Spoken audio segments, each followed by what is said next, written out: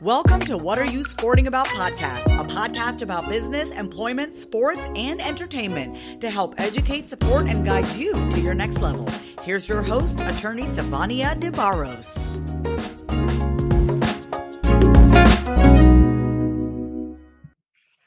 Hi guys, so I am back, Sivonnia de Barros, a protector of athletes, and today I am talking with Miss Toccara Ross. Hi. Hey, how are you? I'm doing well. So I am so happy that you are joining me on this podcast. And for our listeners, whether you are seeing this somewhere or you're listening on your favorite platform, you are going to get the benefit of being poured into by Ms. Ross today. So Toccara, tell us a little bit about who you are and how you've gotten now in the position where you are.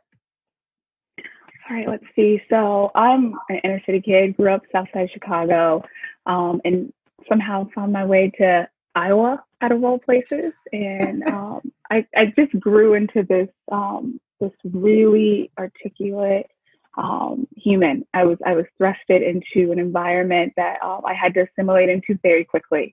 And what that did for me was it allowed me to flourish in ways that I probably wouldn't have done had I stayed in the inner city. From there, I grew into a love of sports.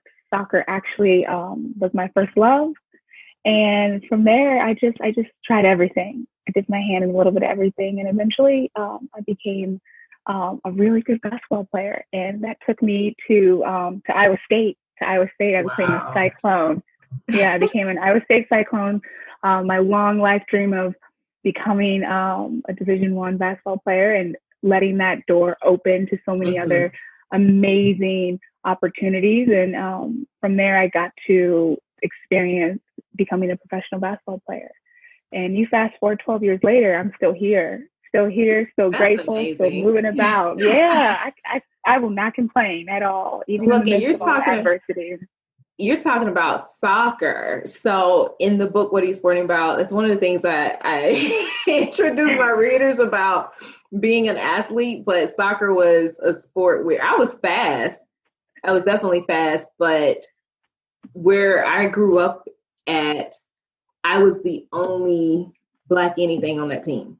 Black girl, Black player, regardless of gender. And I felt so uncomfortable as a child just because I didn't see other people who looked like me. There was no representation, not the coaches, no parents other than mine. If they came, and I begged my mom to let me off the team, not because I was sorry, but just because it just did not feel right.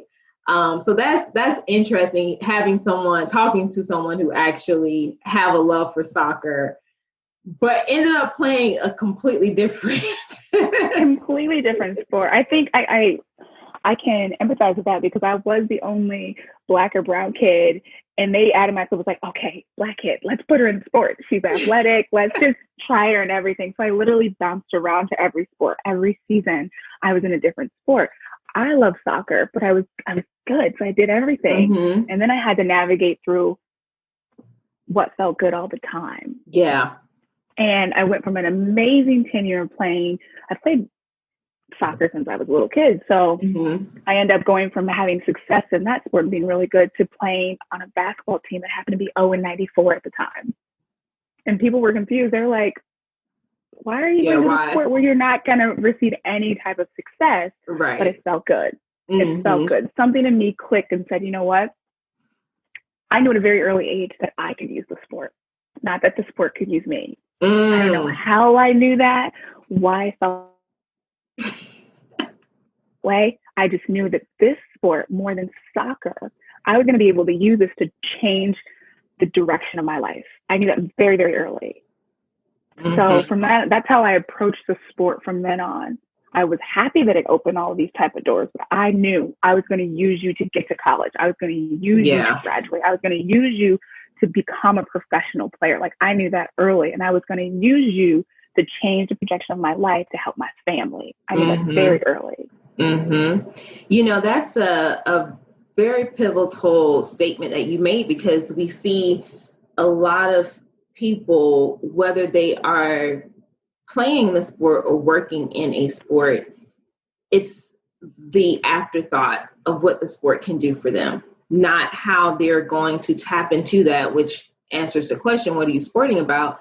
It's not what kind of sport do I want to play? How, if you have a love for sport, and even if you don't have a love for a particular sport, there is something in your life, like you said, that should make you feel good, that should make you wake up at the end of the day. And when you find that thing, right, how do you tap into that to help you achieve the end goal? What does that end goal even look like for you? You have a love for sports. You know, it was something that made you get up every day. But aside from that, you also already cultivated a pathway to where you would have that sports or that team atmosphere to help you actually carve out a life for you in the future. And a lot of people have not even thought that far ahead, you know, when they start playing. Yeah. Absolutely. I think I just realized what I'm learning in my 30s. My 30s have been so amazing in the sense of I'm able to relanguage parts of my childhood. Oh, nice. Childhood trauma. Mm-hmm. I have been able to relanguage parts of my childhood. So as I retell this story now, I was able to use my circumstance. I realized at a very young age about my circumstance and how to, not only how to use it, but how to not sit in that victimhood. It's very easy to do that because a lot of us athletes have that story. We do. We really do. Of coming from the hood, trying to make it out, using ball, like that it's almost a stereotype, like using ball to get out of that type of situation. But I knew very early that wasn't going to be my story. Mm-hmm. I knew very early that, again, I was going to use the sport, but I was also going to be able to relanguage how the sport was going to use me. And while I can tell that story of how I had that adversity, it was how I told it. And that's part of how I'm learning how to parallel it with how I'm becoming a storyteller as an adult. I'm able to relanguage that transition of my life. And at the time, I didn't know how those pieces were going to align, but I finally see how it's aligning and how all that time I was so in depth to tell the story a certain way. I'm fleshing it out now in my adulthood. Yeah. And the fact that it's coming, that the pieces are coming together now, I'm just like, oh, that makes sense. Yep. I love that. I absolutely love it. I knew that there was a lot of synergy between you and I, because a lot of what I wrote in my book, when you and I connected, when you're living in your purpose, I just feel like God brings the right people to you anyway. Absolutely. And I did an episode on the pro victim, which is a chapter in the book.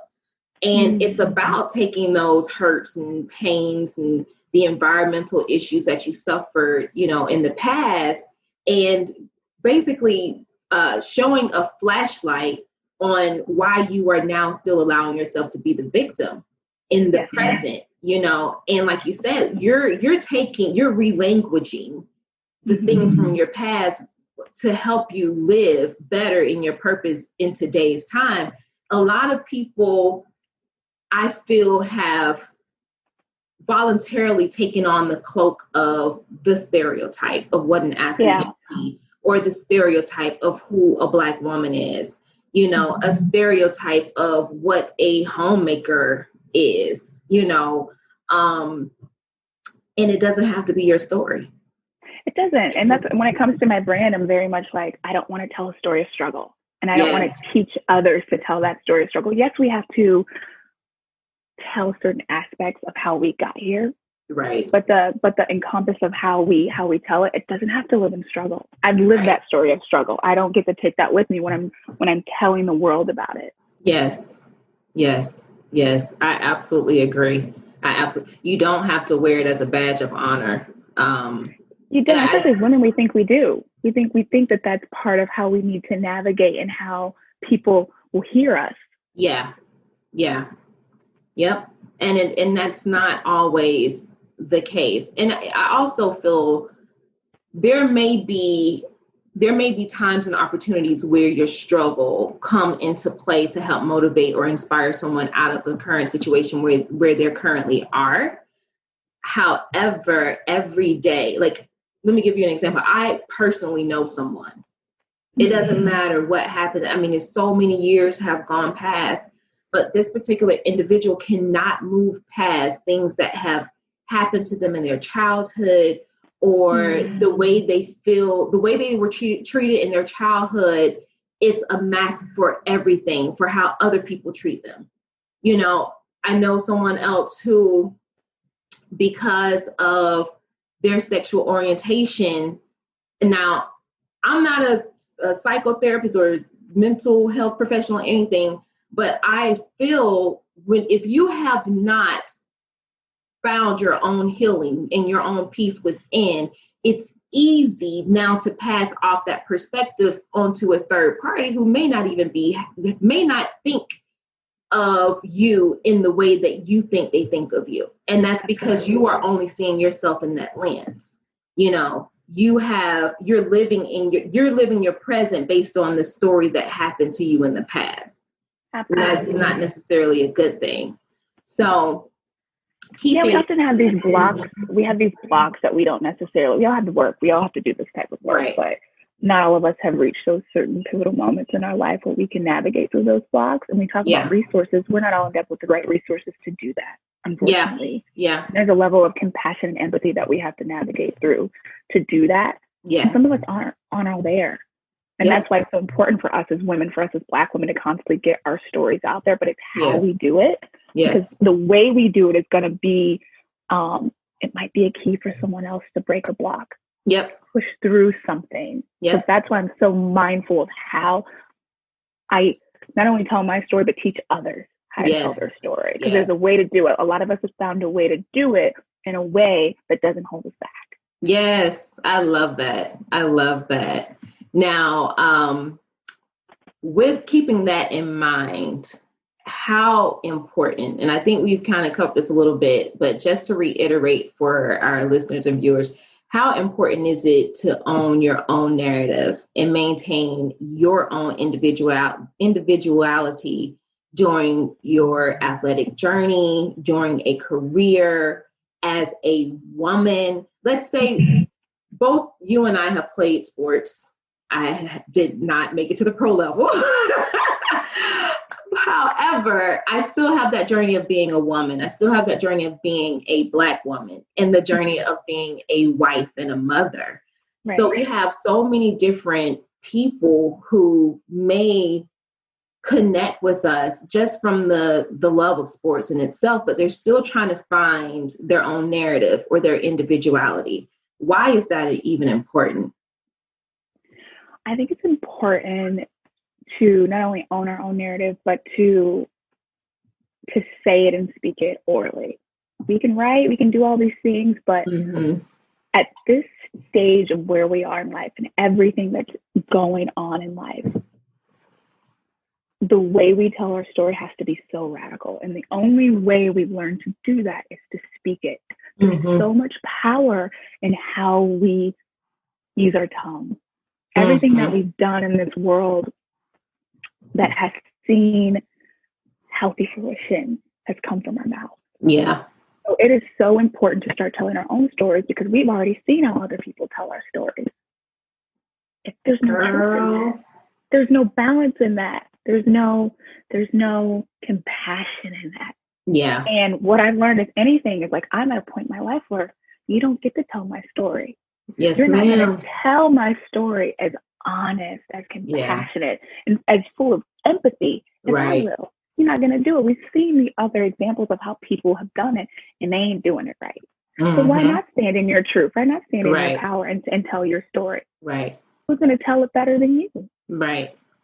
So especially women, I just get and I'm so excited about how it's being done now. Yeah. Because women are like, it's almost like we're starting, I'm speaking from a woman's perspective because I'm around so many beautiful Black women right now in my life. And it is so breathtaking to see my sisters, my friends, my family just really like say no.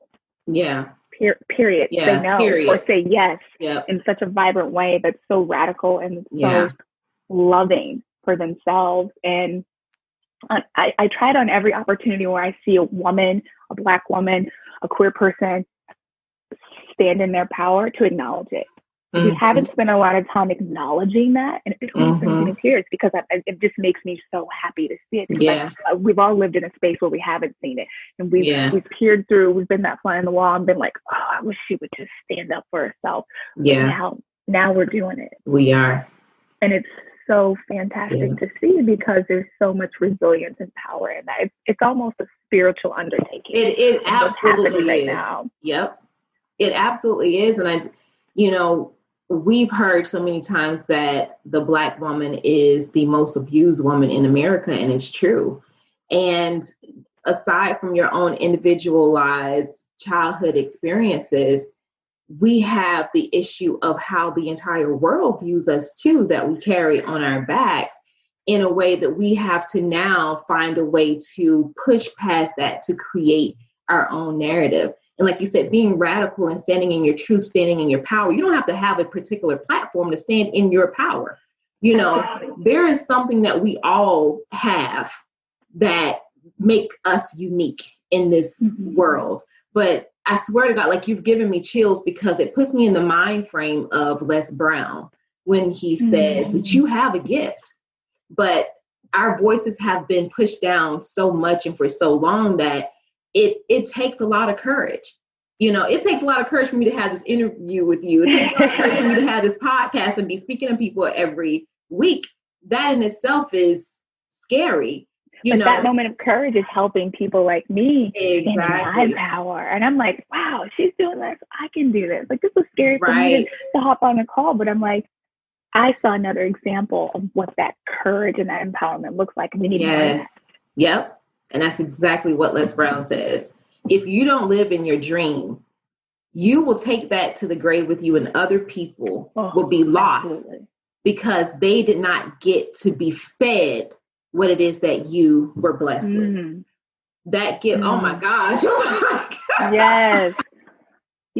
I think it was, I think Oprah said it. She was like, it was Oprah, Joel Osteen said it on Oprah's podcast. It was, as long as you have breath, needs what you have. And I remember listening to that, and it shook me to the core because we all, human nature, we're fallible. So we move, the ego moves in doubt often more than we would like. And to have that reminder of, it doesn't matter, because we live in this world of influencers. We got to do it big, or no one's going to see us or hear us. But if we take it back to our breath, and we take it back to every moment of movement, of thought, that I'm giving something, that I'm serving, that I'm being of service, that in itself is radical. We have to start relanguaging what radical means.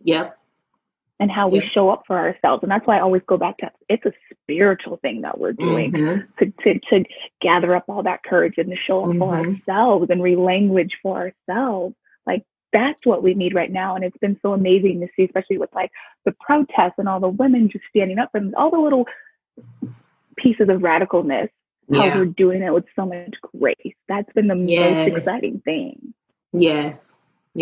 Because now it truly is redefining the narrative, to truly tell our own story. And it's so necessary. It's so necessary. I mean, it's just an absolute beautiful thing. And I really hope, this conversation is not just for women, it's for anybody. And we see ourselves in a very difficult political climate, health climate. We're dealing with the pandemic. If there wasn't a time ever, now is the time. Now is literally the time. Like, it's almost like I have to constantly, I'm in my head a lot. I'm very analytical in that sense. And I constantly remind myself of, like, there ain't no other time. It's right now in the moment. And whenever there's a movement of doubt in me, I have to snap back and be like, what you wait for, girl? Now is the time. Now is the time. And I get so tired and exhausted, but I think more than failing, I'm more afraid of dying without having done anything. Yeah. You know what I mean? And it's not like I'm trying to cut my own life short. God knows I'm not. Yeah. But it's just like, I cannot leave this earth and have not lived my purpose or done whatever it is that I'm supposed to be doing, because people need help. And in so many ways, even when we reach out to be of service and help other people, guess what ends up happening? We end up actually helping ourselves. We do. Yeah. I was like, oh, that's what I needed all along. I know, right? I needed myself. That's what we forget. Like in the process of serving others, we also fill ourselves up. Yes. It's almost like this beautiful surprise for us. And we're like, oh, is that all I needed? Absolutely. Absolutely.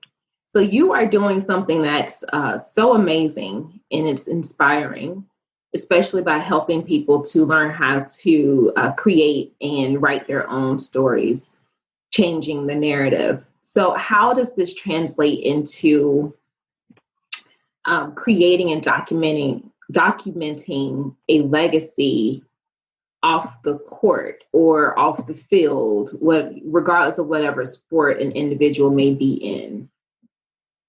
Okay, so I don't know how I kind of, maybe it's just who I am. I've always been in this position to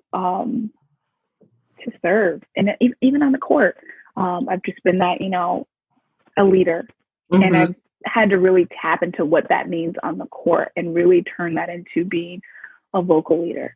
What I have found myself doing more so as I transition out of the sport has been to advocate for those players still in the sport who have yet tapped into what their personal narrative is. While I've been playing, I've had a unique opportunity to work remotely, and I've had the apprenticeship of working in the publishing industry and tapping into storytelling and just really leaning into what that looks like from a publishing standpoint. And I've been able to publish a lot of books. And what I've realized in that are these beautiful different little pockets of stories. And what I wanted to cultivate out of that was allowing athletes to share those same stories in their own special way. And we talk about it in our own little communities when we're overseas about all these adversities and all these, these champion moments that we have off the court. And I was just like, why aren't we sharing this on a bigger platform? Why does it have to stay in our tight-knit communities? And so as athletes, we automatically have this intuitive confidence in us. We have to be an elite athlete, you have to have that or you will not survive. So I wanted to tie in what we already have as athletes, this confidence, and tie it together with storytelling. Then I wanted to create a platform to allow athletes to share that on in such a vulnerable way, in a safe way. A lot of people don't know when we're overseas, we're sometimes in a state of isolation. We go to practice, we integrate with our teammates. And when we're done with that, we come back home and we do our best to connect with friends and family and such. But a lot of the times those stories and those interactions, they stay here. We don't get to share them. We don't necessarily have our friends and family come overseas and talk to us about what's happening. And so again, I wanted to create a space where we could be just as vulnerable to be able to tell those stories to the people at home, to the people around the world. And so that's what I plan on doing. We get to be vulnerable off the court. We're so vulnerable. And at times that's even, we're told we can't be too vulnerable on the court. I want to remove the court. I want you to take your experience off the court and tell the world about it.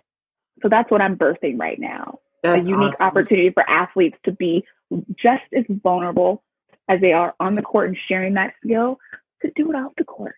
Yeah. There's a unique space for us to do that. And I'm excited to share that with the athletes that I've been able to help serve and the future athletes.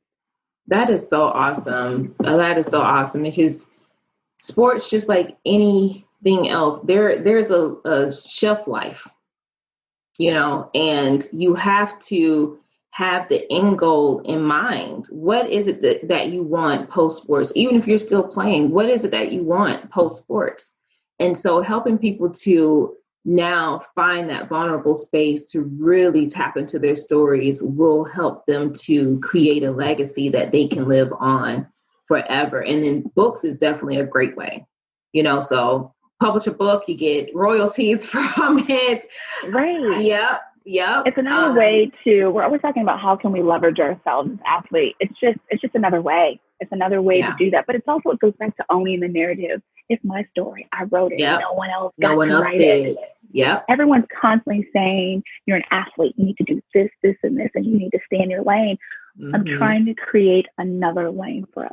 Another way to tell a story that they own. Yes. That's theirs. Yes. And make it in a way, I'll be honest, make it in a way that's affordable. Make it in a way that's easy, not a headache. And a clean, safe space for them to just be themselves. That's amazing. Toccara, it has been a pleasure to have you on this podcast. Thank you. I mean, shoot, I've been getting goosebumps. You've been crying. I'm a crier, y'all. I'm a crier. But that's, I mean, when you're doing but it's amazing. Yes, I love it. The emotion is there. Yeah, the emotion is definitely there. The power is there, and I can feel it. I can feel it through this computer screen for sure. You have definitely tapped into your purpose, and you're living it, and that's amazing. You found what you're sporting about. So I am just so blessed that you came on to share what it is that you're working on and what gets you up, every day with our listeners. So how can people stay connected to you? You can stay connected with me on Instagram. My handle is Toccara Renee. You can find me on Twitter and Facebook on all those same channels. So without Toccara Renee, so reach out to me if you need anything. Awesome. And listen, guys, if you have not yet gotten your book, make sure you head over to Amazon and go and order What Are You Sporting About, so that you can actually get caught up on some of these nitbit conversations that we talked about today. Again, this is Sivonnia DeBarros, Protector of Athletes, and I am so happy that you joined us. Until next time, see you later. Ciao. Thanks for joining us this week on What Are You Sporting About podcast. Make sure to visit our website, prosportlawyer.com, where you can subscribe to the show in iTunes, Stitcher, or whatever your favorite platform is, so you'll never miss a show. And while you're at it, if you found value in the show, we'd appreciate a rating on iTunes or iHeartRadio. Or if you'd simply tell a friend about the show, that would help us out too. If you like the show, you might want to check out our book, What Are You Sporting About? Attorney Sivonnia DeBarros is available for private consulting at sldebarros.com. And remember, we're here to educate, support, and guide you in your journey to success, because we're all sporting about something.